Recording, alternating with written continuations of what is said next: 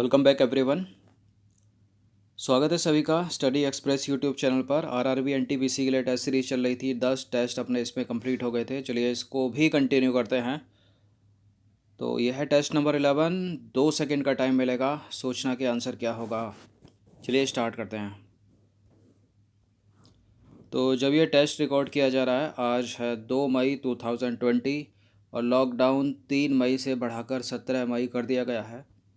तो इस समय का जो है सदुपयोग करिए। जितने भी विद्यार्थी हैं हर दिन प्रिपरेशन करते रहिए, पढ़ते रहिए, ताकि जब भी ये सब ठीक हो जाए आपको सुनिश्चित सफलता मिल जाए। तो क्वेश्चन नंबर 1 है, निम्नलिखित में से कौन सबसे कम आग पकड़ने में प्रवृत्त है? नायलॉन, सूत, रेयान या फिर टेरिकॉट? बताइए। देखिए, नायलॉन जो है और जो रेयान है, जो टेरिकॉट है, इन तीनों में एक समानता है। वो समानता क्या है? ये सब कृत्रिम रेशे हैं, मतलब मानव निर्मित रेशे हैं। और यहाँ पर जो प्राकृतिक रेशा है वो सूत है। तो सबसे कम जो आग पकड़ता है, तभी कहते हैं दीपावली पे ना, ये नायलॉन, रेयान, टेरिकोटा से बने जो है वस्त्र हमको नहीं पहनने चाहिए। सूती वस्त्र पहनने चाहिए, क्योंकि आग देर में पकड़ता है सबसे कम। क्वेश्चन नंबर 2 है, लौंग जो सामान्य रूप से मसाले के रूप में प्रयोग की जाती है, प्राप्त होती है, कहाँ से प्राप्त होती है? ये सारे के सारे मोस्ट इम्पोर्टेंट प्रश्न हैं और इसी के सवाल, इसी तरह के सवाल रेलवे की परीक्षाओं में, एसएससी की परीक्षाओं में आदि पूछे जाते हैं। तो बताइए, लौंग जो सामान्य रूप से मसाले के रूप में प्रयोग की जाती है, वो पता है कहाँ से आती है? वो पुष्पकलिका से आती है। कहाँ से आती है? पुष्पकलिका से आती है। यह प्रश्न बहुत बार पूछा गया एग्जाम में। क्वेश्चन नंबर 3 है, आँख का अंदरूनी पीछे का पृष्ठ क्या कहलाता है? बताइए। आँख का अंदरूनी पीछे का पृष्ठ क्या कहलाता है? रेटिना, कॉर्निया, प्यूपिल या पुतली या फिर कोरोइड? क्या कहलाता है आँख का अंदरूनी पीछे वाला पृष्ठ? बताइए। तो देखिए, आँख का अंदरूनी पीछे वाला जो भाग है वो क्या कहलाता है? दृष्टि पटल कहलाता है, मतलब रेटिना कहलाता है। और रेटिना पर जो प्रतिबिंब बनता है वो उल्टा एवं वास्तविक बनता है, याद रखिएगा। ये मोस्ट इम्पोर्टेंट है। रेटिना पर जो प्रतिबिंब बनता है वो उल्टा एवं वास्तविक बनता है। सीधा वास्तविक मत कर देना, मतलब रियल बनता है और उल्टा बनता है। अब देखिए, आइरिस के बीच में एक छिद्र होता है जिसको क्या बोलते हैं? प्यूपिल बोलते हैं। उसको क्या बोलते हैं? प्यूपिल बोलते हैं। और दृष्टि पटल के नीचे काले रंग की एक झिल्ली होती है, उसे कोरोइड कहते हैं। दृष्टि पटल के सामने वाला भाग कुछ उभरा रहता है, जिसे क्या कहते हैं? कॉर्निया कहते हैं, कॉर्निया। और नेत्रदान में इसी कॉर्निया का दान किया जाता है। आँख में प्रकाश कॉर्निया से ही प्रवेश करता है। क्वेश्चन नंबर 4 है, ग्रीन हाउस प्रभाव का कारण है? पृथ्वी का तापमान कम होना, पृथ्वी का तापमान निरंतर अधिक होना, पृथ्वी का तापमान स्थिर रहना, उपरोक्त में से कोई नहीं। ये तो आसान सा प्रश्न है। क्या हो जाएगा इसका? टेम्परेचर बढ़ रहा है पृथ्वी का, सभी को पता होगा। 6 क्लास के बच्चे को भी पढ़ाते हैं ना आजकल तो ये। अब देखिए, ग्रीन हाउस प्रभाव के कारण पृथ्वी का तापमान बढ़ रहा है। Carbon dioxide, sulphur dioxide, methane इत्यादि जो हैं वो ग्रीन हाउस गैसें हैं, याद रखिएगा। क्वेश्चन नंबर 5 है, ट्रेडमिल टेस्ट कौन सी चिकित्सा से संबंधित है? देखिए, प्रारंभिक परीक्षा है, इसमें एक ही बार में सिलेक्शन हो जाएगा। कोई मुख्य परीक्षा नहीं है, कोई लिखित परीक्षा नहीं है। तो इसलिए बेसिक चीज़ें आपको पता होनी चाहिए। ऐसा नहीं है कि हर प्रश्न की आपको एक्सप्लेनेशन की आवश्यकता है। सीधा सीधा याद रखिए, एक बार सेलेक्ट होने के बाद कहीं कुछ नहीं पूछा जाएगा, लेकिन बेसिक तो पता होना चाहिए ना। तो ट्रेडमिल टेस्ट की जो चिकित्सा है वो किससे संबंधित है? किडनी से, फेफड़ों से, हृदय से, यकृत से? देखिए, यह लंग से संबंधित आपके, मतलब फेफड़ों से संबंधित है। तो इसका आंसर हो जाएगा option number B. Question number 6 है, चोट लगने पर रक्तस्राव को रोकने एवं रक्त जमाने में कौन सा तत्व सहायक होता है? ये भी इम्पोर्टेंट है प्रश्न। रक्त जमाने में कौन सा तत्व सहायक होता है इसमें? थ्रोम्बोसाइट्स। कौन सा? थ्रोम्बोसाइट्स।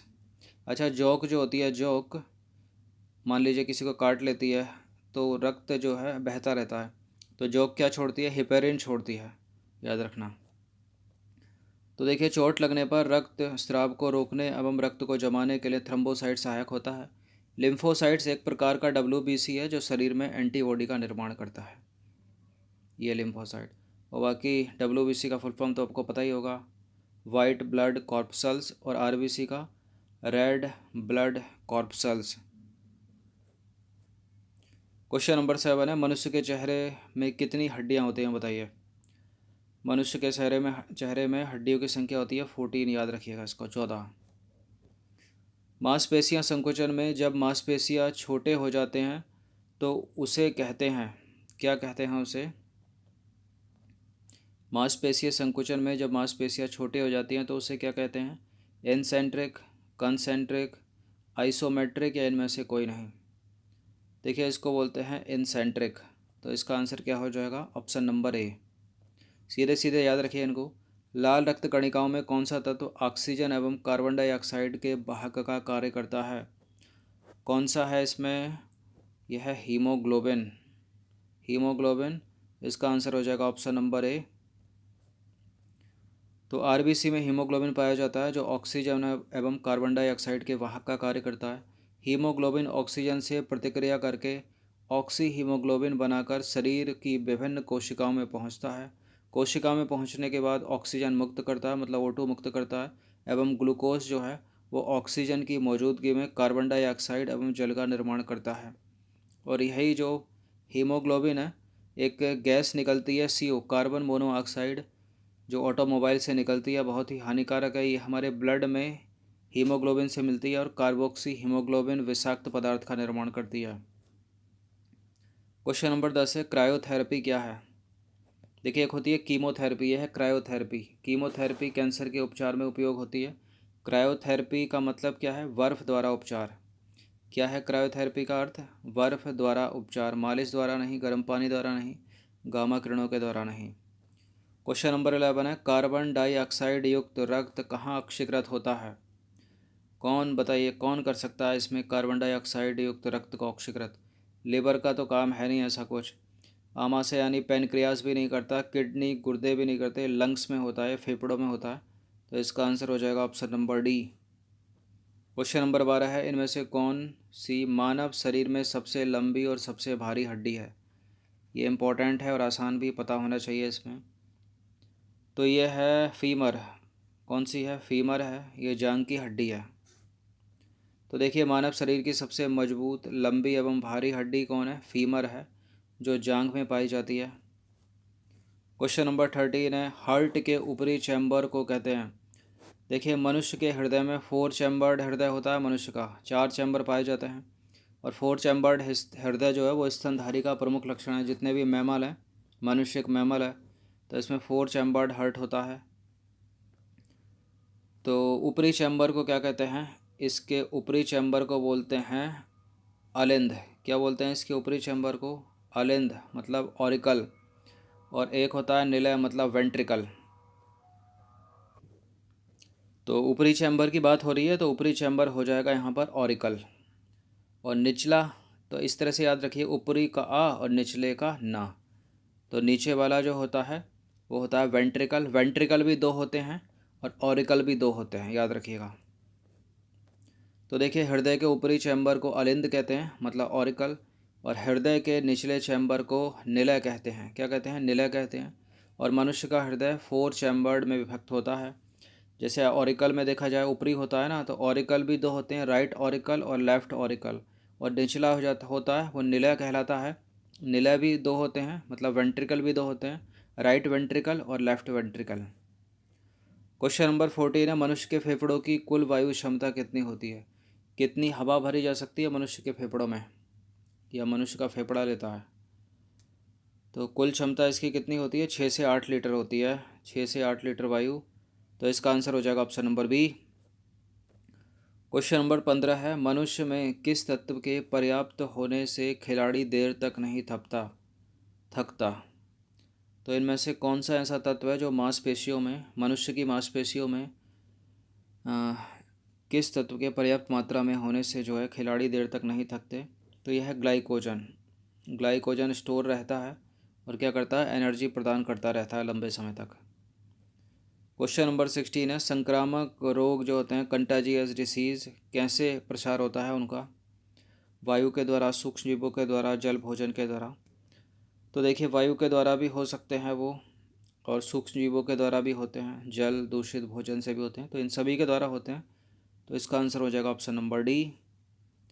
तो देखिए, संक्रामक रोगों का प्रसार वायु के द्वारा, जल द्वारा, भोजन द्वारा बैक्टीरिया, वायरस, प्रोटोजोआ सभी फैलाते हैं। क्वेश्चन नंबर 17 है, निम्नलिखित में से कौन सा पोषक तत्व शरीर को गर्मी एवं ताकत प्रदान करता है। तो देखिए, कहते हैं गर्मी में अंडे कम खाने चाहिए, उससे क्या होता है, बॉडी के अंदर गर्मी हो जाती है। तो क्या हो सकता है, प्रोटीन होगा इसका answer, option number C protein. Protein ताकत प्रदान करता है। जितने भी बॉडी बिल्डर वगैरह होते हैं या एक्सरसाइज जो जिम वगैरह जाते हैं उनके लिए प्रोटीन खाना आवश्यक है, क्योंकि प्रोटीन क्या है, मसल्स की टूट फूट और रिकवरी में और हमारे मांसपेशियों को ब्रॉड करने में जो है वो मुख्य भूमिका निभाता है, ताकत प्रदान करता है, वो गर्मी भी देता है। क्वेश्चन नंबर 18 है, आयरन निम्न में से किस खाद्य सामग्री में उपलब्ध होता है। आयरन इनमें से उपलब्ध होगा हरी पत्तेदार सब्जियों में, इनमें प्रोटीन भरपूर है। तो हरी पत्तेदार सब्जियों में जो है आयरन भरपूर मात्रा में होता है, जैसे पालक हो गया। क्वेश्चन नंबर 19 है, निम्नलिखित में से कौन सही सुमेलित नहीं है। एंथ्रोलॉजी के सामने लिखा है जोड़ों का अध्ययन, ऑस्टियोलॉजी के सामने लिखा है हड्डियों का अध्ययन, न्यूरोलॉजी के सामने लिखा है मस्तिष्क एवं तंत्रिका तंत्र का अध्ययन, और मायोलॉजी के सामने लिखा है ऊतकों का अध्ययन, मतलब टिश्यू का अध्ययन। ये ऐसी बेसिक चीज़ है जो आपको पता ही होनी चाहिए, चाहे आप डी ग्रुप की तैयारी कर रहे हो या फिर ग्रुप ए की तैयारी कर रहे हो। तो देखिए, एंथ्रोलॉजी जोड़ों का अध्ययन मतलब जॉइंट्स का अध्ययन करेक्ट है। ऑस्टियोलॉजी मतलब बोन हड्डियों का अध्ययन करेक्ट है। न्यूरोलॉजी मतलब ब्रेन और नर्वस सिस्टम का अध्ययन करेक्ट है। मायोलॉजी में टिश्यू ऊतकों का अध्ययन नहीं होता, इसमें तो मांसपेशियों का अध्ययन होता है ना। तो करेक्ट है, करेक्ट है, करेक्ट है, ये इनकरेक्ट है, डी।